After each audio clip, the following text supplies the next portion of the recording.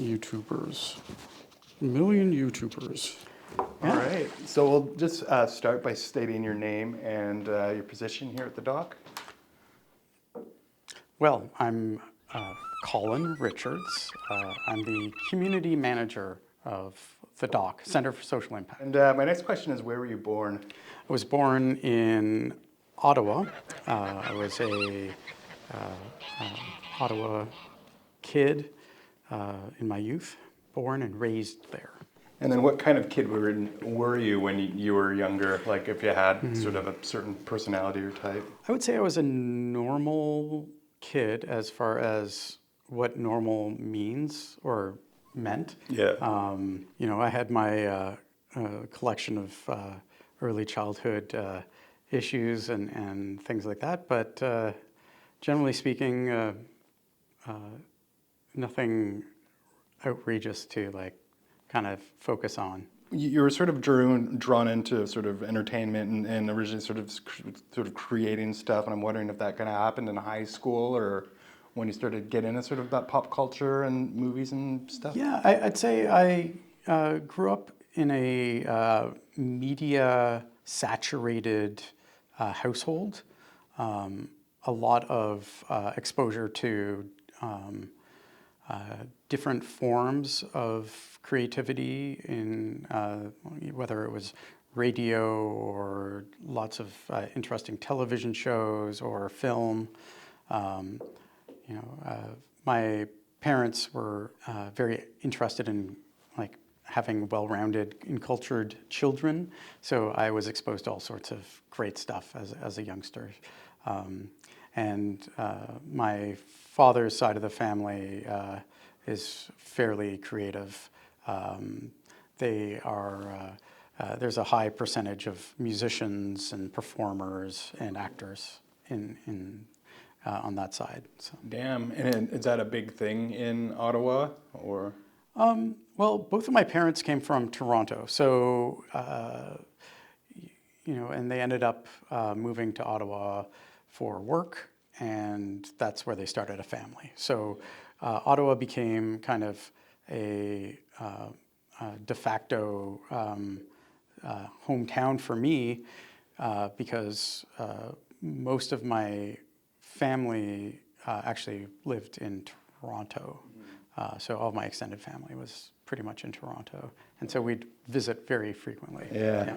Get a bit more of the bigger city. Mm-hmm. And then what is something from pop culture from when you were younger that had an impact on you or you still enjoy to this day? Like, for example, I like Twin Peaks. Even though I didn't see that as a kid, I know it's something I'll continuously like. There was a wide variety of like media and culture that I was exposed to, everything from classical music performance to my grandmother was a voice actor on a number of television shows and movies and things like that. Yeah, I was lucky enough to have as a grandmother the voice of Rudolph the Red-Nosed Reindeer.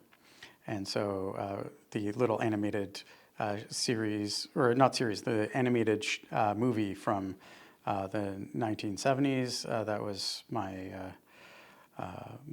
grandmother did the voiceover or the voice work for Rudolph, and she also was a performer for various other Canadian animations like Care Bears and a few other shows that were fairly like well known back then.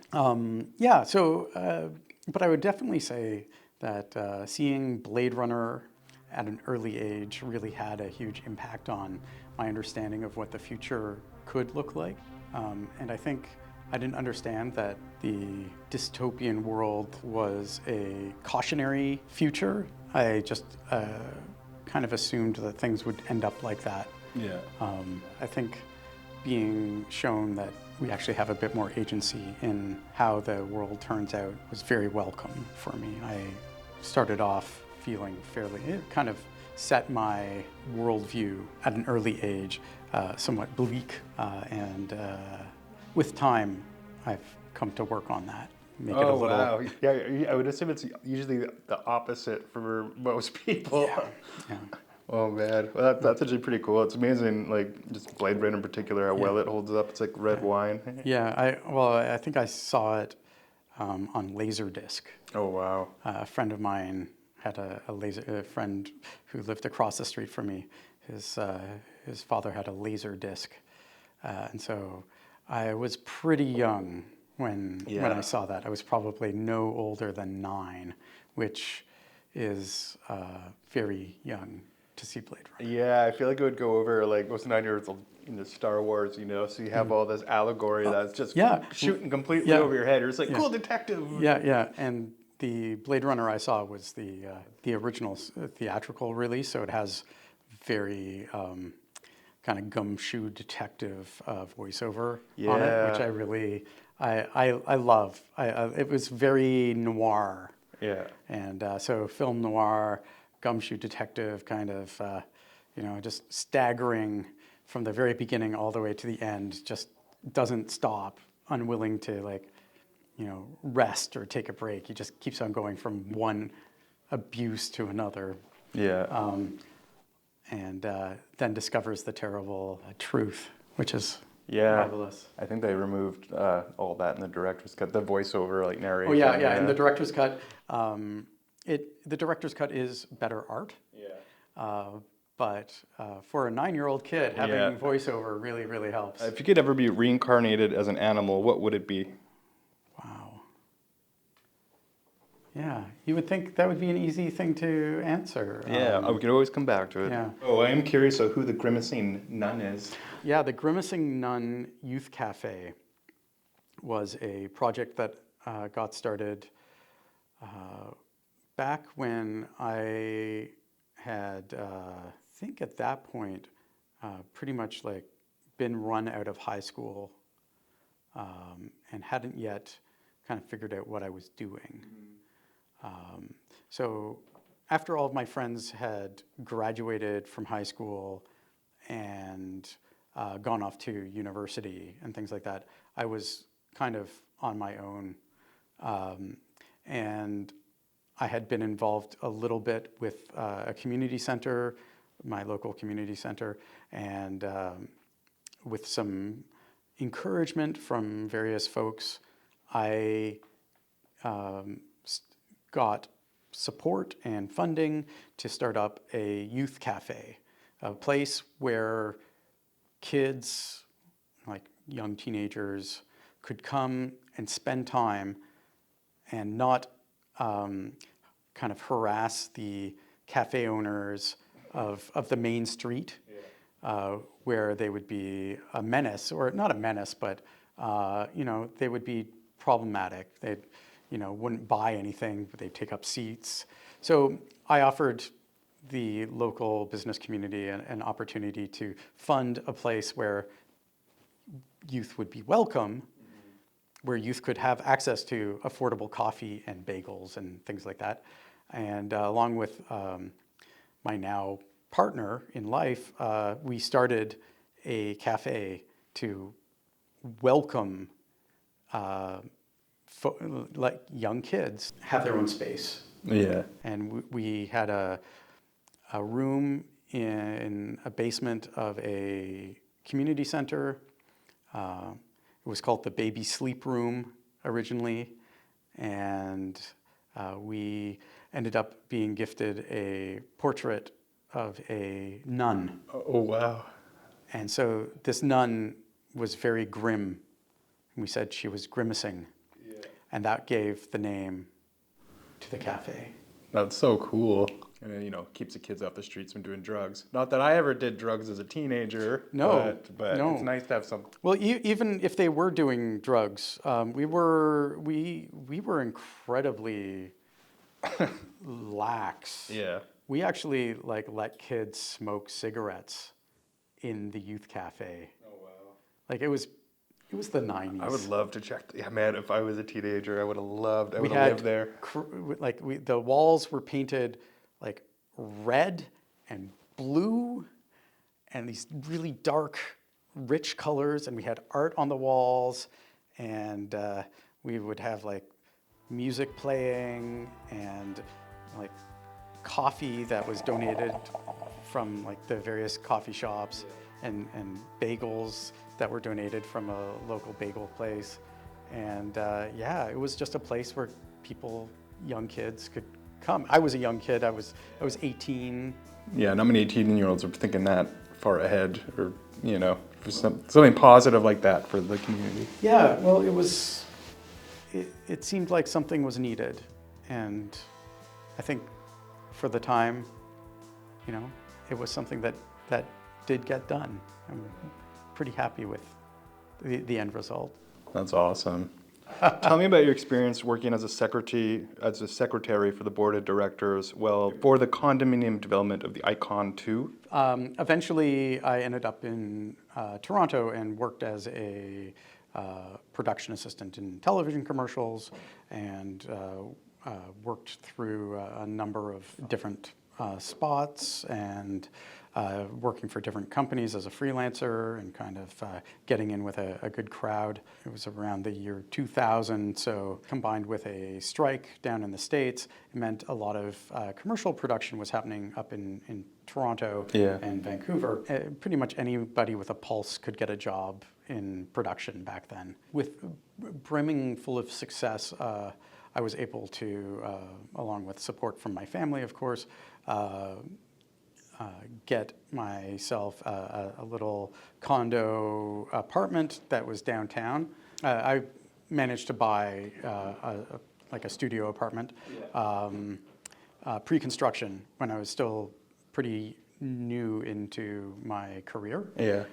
So after, at around, I guess, 26 or 27, something like that, managed to put a down payment on a condo, and through the process of learning about how condominiums operate and everything, I became aware that it needs people to participate. Yeah. And so I saw it as a opportunity to kind of get to know the people I was going to live with.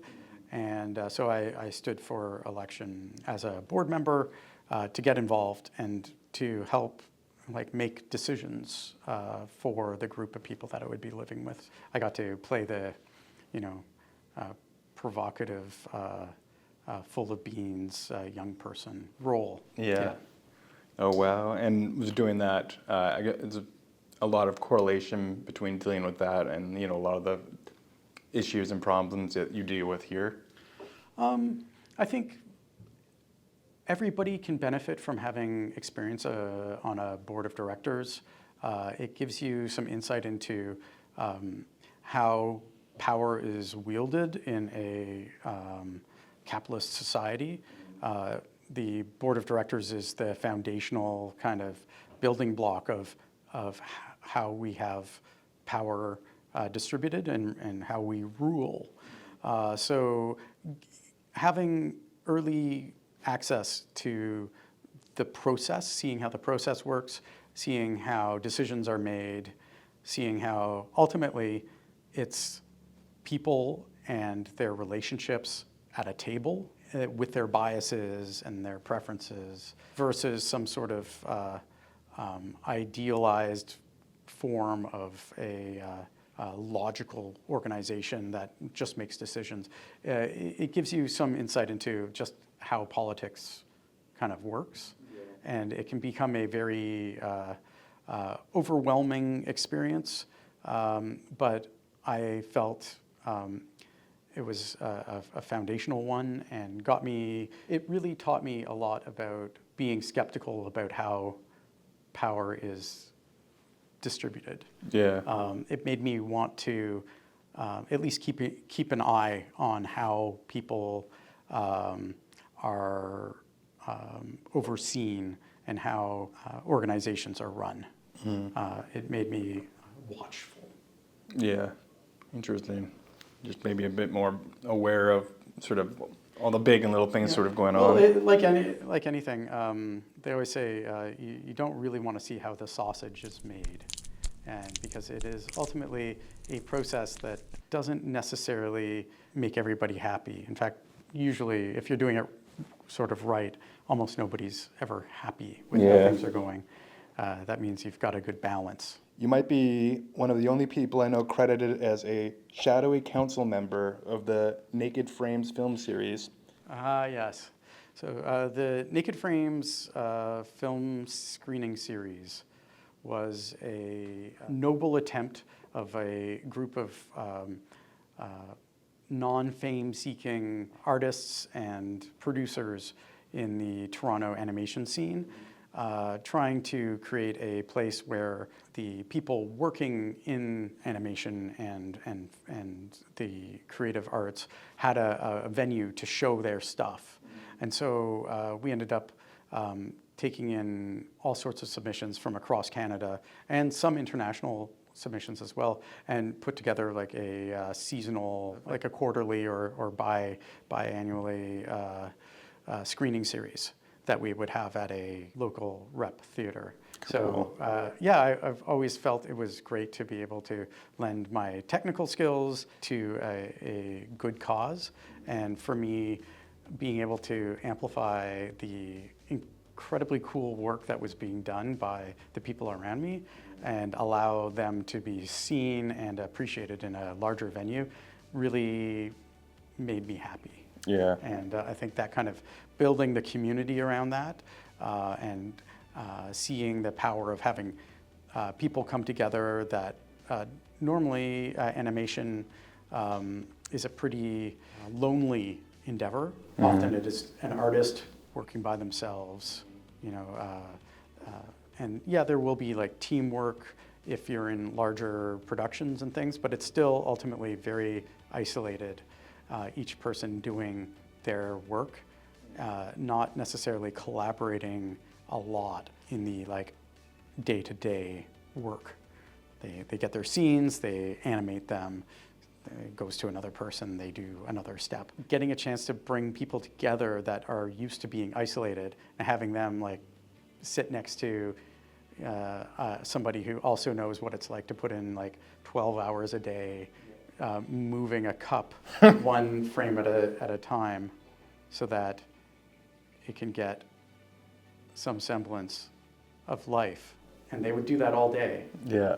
But to great effect, it would make you laugh or cry just through the slow movement of inanimate objects.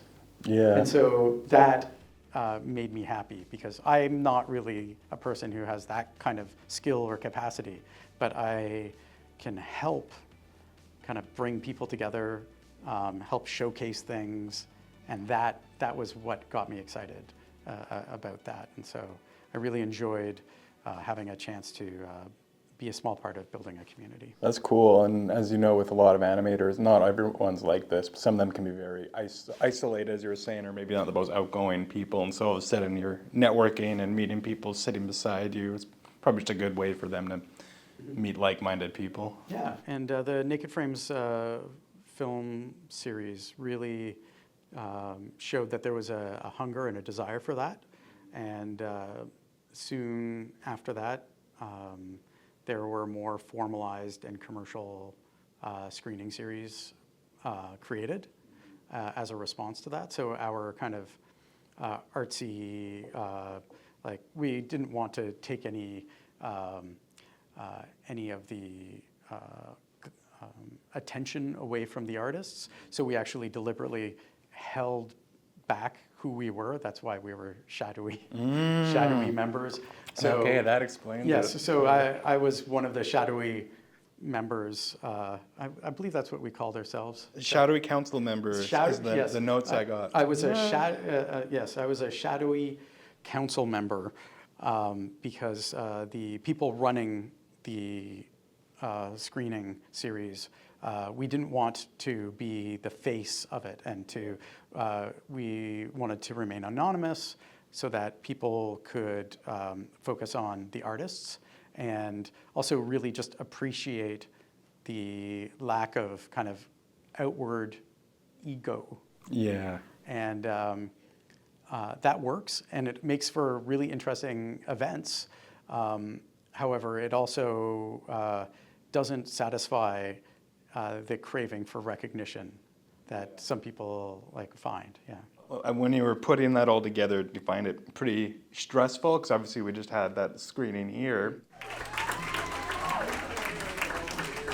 And I've never put on a screening before. It wasn't stressful, but you just hope people would show up. That was the main thing. Yeah, it was really neat. I learned a lot about the technical side of putting on a show, specifically video show, where you have all these different clips of video. Learned a lot about how to kind of reach out to other people and get people excited. This was kind of early days of social media. Anyway, it was the early days of the kind of more social media stuff. So we enjoyed a lot more kind of organic outreach and things like that. But very much, I learned about putting things together and bringing people together and trying to be useful as a team member. And I find working as a member of a team to be the most satisfying part of community building. It can't be carried by one person. And this was this before like Instagram and Facebook, like before social media was so prevalent in our lives? Yes, Naked Frames was kind of early Facebook, before Instagram, that sort of thing. Can you tell me a bit about your experience working in advertisement with chopper pictures? Early on in my career, working in television commercials and short films and things like that, I ended up meeting a couple of really interesting, fun-loving corporate video producers who were looking for, somebody to, do a lot of the office and assistant editing and production managing kind of roles. And I was at a point in my career where that seemed like a neat opportunity. Before that, I was, working really crazy hours for really intense periods of time on television commercial sets. And then I met these folks and the hours were a bit more reasonable. They had their own office. They had their own equipment. It was like a place where I could really play a little bit and also have more say over the kind of work I did. So that was kind of cool. For about 10 years, I worked at Chopper Pictures, working as a, eventually becoming a producer, director, and editor there. Do you hate all advertisements now as a result, or can you enjoy like a real sweet ad once in a while? Has it soured you at all? Very early in my career of media production, I very quickly realized that advertising and corporate communications, corporate propaganda really wasn't beneficial for us as a civilization, even though it really actually holds together the civilization by creating stories, because that's how civilizations stay together, is by having a collective agreement about how things are supposed to work. So I was involved in, making the mortar that glues together the bricks in the wall. I very quickly learned that media is powerful, and also that there was some good that could be turned out of the skill set that I was acquiring. But at the beginning of it, I didn't really have a good sense of how to get out or how to only do good. Originally, I really started off as, you ask me to make it, I will make it for you.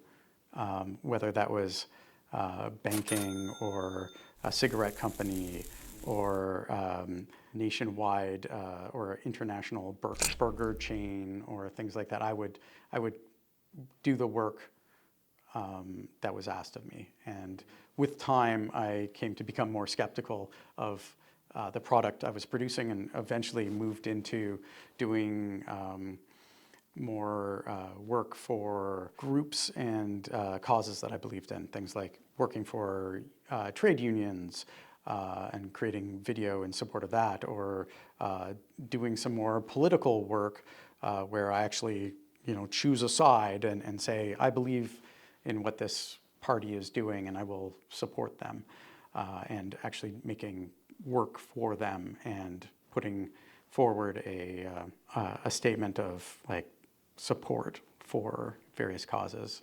I felt really good when I realized that I could actually do that, and when I finally had enough independence to make those choices. Just jumping on to what you just said, is that why you became a video producer for the new Democratic Party?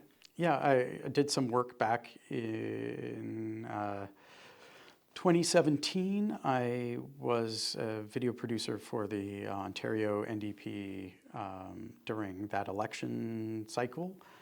And so I learned all about what it's like to be in a political campaign at a provincial level at the provincial headquarters. That was a real rush.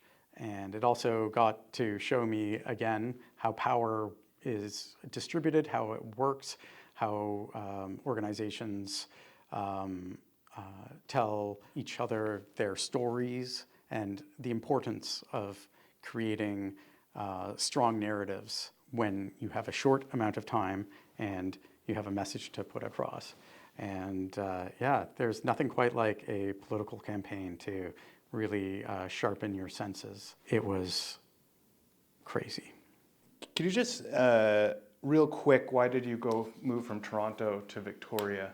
Moving from Toronto to Victoria came about in a very haphazard way. It was my partner and I were out in BC for a friend's wedding in February. It was in the interior, so it was beautiful and wintry, and was on a very snowy ski resort. And then we came to Victoria to visit one of my partner's friends for a week, and we discovered Magic Fairyland was a real place. There were hummingbirds flying around in February. There wasn't any snow at the time, and we were just staggered by the beauty of the coast, the ruggedness of the island, and we were smitten, taken by it. And like many people that move here, we didn't have a lot holding us to Toronto at the time. We just picked up and left because we could. Within about 6 months, we moved here. Wow. It was a really impulsive decision. I think that initial trip here just sort of happened at the right time, when like that inflection point in our lives where we were looking for a change. So did you even have a job when you got here?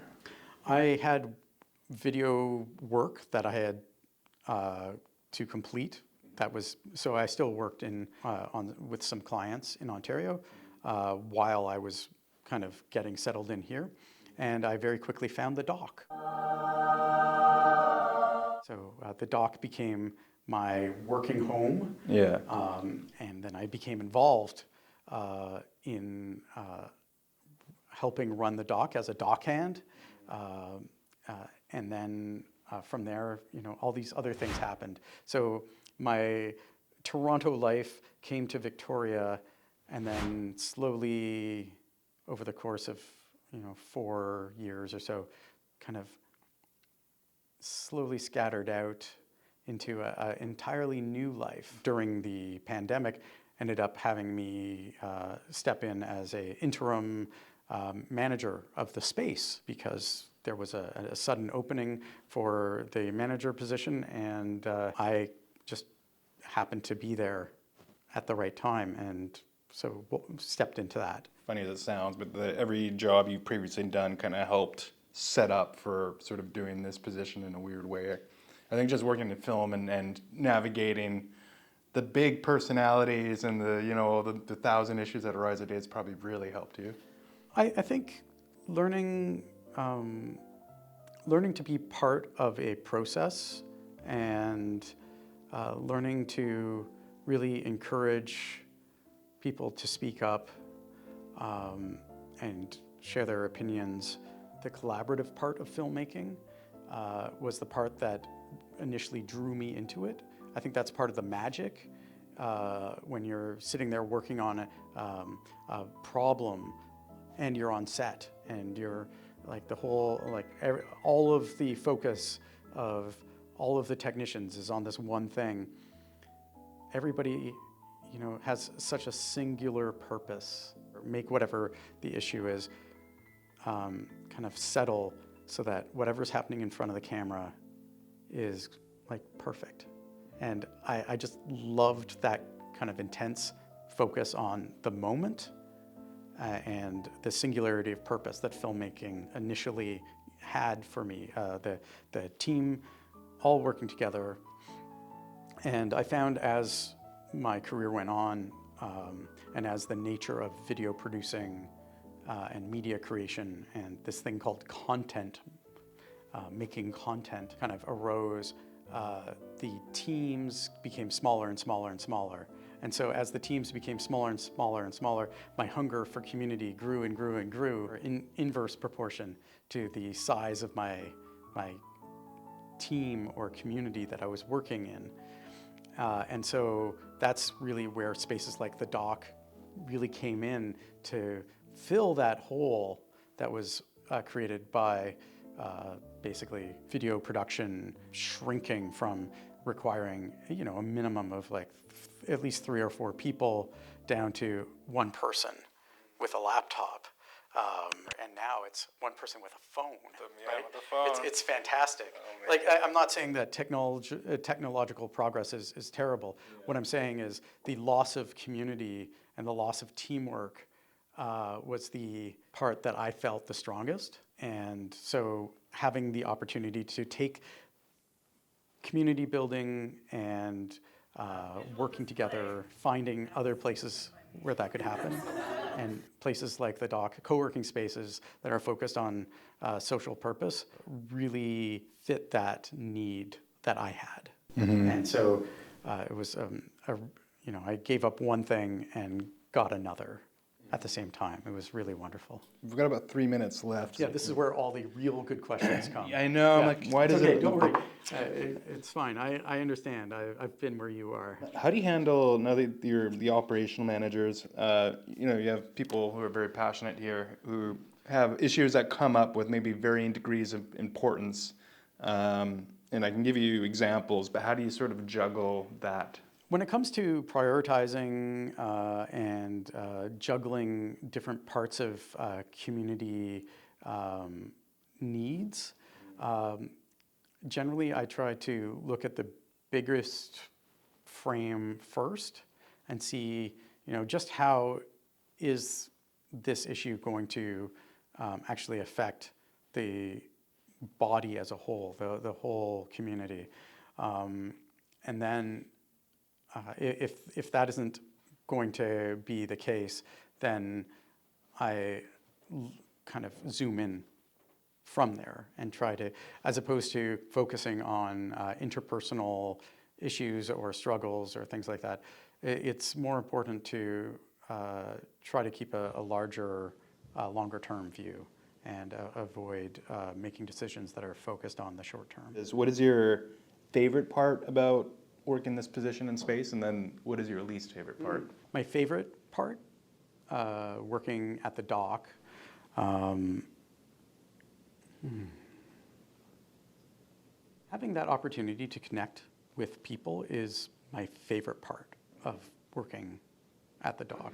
Having these people that I get to rub shoulders with, people that are actually doing the work to hopefully make the world a better place. I don't know what to say really, other than I'm just really full of gratitude for everyone showing up to this ridiculous idea thing that is happening right now. If I can make the Dock a space that helps people, that elevates good causes and helps people do good work, then I'm happy. I get to see organizations and individuals be successful at doing good things.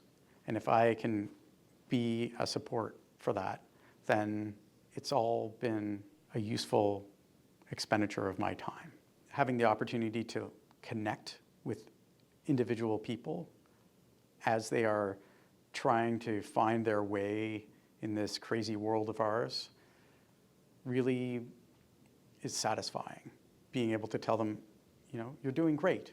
Keep going. Don't give up. It's very easy for me to look at the world and despair. And my way of pushing back against that despair is to try to go towards people and action. And when I'm not feeling good about how things are in the world, I get to come here. 3, 2, 1. Happy National Draw a Dinosaur Day! And I get to see people that know more about how the world works than I do and see more of the problems than I do. And they're still here working. And that really is encouraging. There's hope. And then what's your least favorite part? Eric. No. Because I would imagine politics, like any place, would arises once in a while. Well, what's great about the Dock is, as an organization, we've decided to keep things as flat as possible. I try not to lord over the Dock as an autocrat. We have people that work here that care as much as I do about the space. And so we try to work in a more flat, collective approach. There are many things I'm not skilled at. And there are some things that I think I'm particularly good at. So I do my best to, as we grow, get out of the areas that I'm not particularly good at and focus on the areas that I am particularly, I have a predilection for, connecting with people and connecting them with other people and working together to put on cool events or encourage people to start up a group. I do my best to focus on those parts, the networking and connection, and less, I try to find ways of working to my strengths as a person who has spent much of his time working and living in the moment. Long-term administrative work and billing and some of the various other, like what is often termed administrivia. That stuff, it has to be done. I am not particularly good at it, but I will do it until somebody else shows up. And fortunately, people are showing up. And there are people that are great. Like, I'm so lucky to have a good team. So as I get to withdraw from the things that I don't like doing, and I don't like them because I'm not good at them. Yeah. Hopefully that will allow me to focus more on the stuff I am good at, which hopefully will be good for the community. And then just my last question, because we are over time by 5 minutes. Oh, that's okay. How would you like to see the Dock evolve in the future? I think the Dock community in 5 years could easily be one of the white-hot centers of activity for Victoria. I think already we're starting to see the power of having a core group of people that trust and work and connect with each other and share and help. And I just want that to grow. I would love the space to continue to grow. We expanded last year in the fall, so now we have almost twice as much square footage. The growing part should only exist to serve the community. I don't want to grow just for the sake of, oh, well, we're increasing square footage, therefore, the numbers are good. No, I want to see, like, what does that impact look like? That impact would be having a strong community of people that can rely on each other, who are doing work that is actually going to have an effect on the city, the province, the country, maybe the world in the next 10 years. That's what I want. And I think we're doing it. I think so too.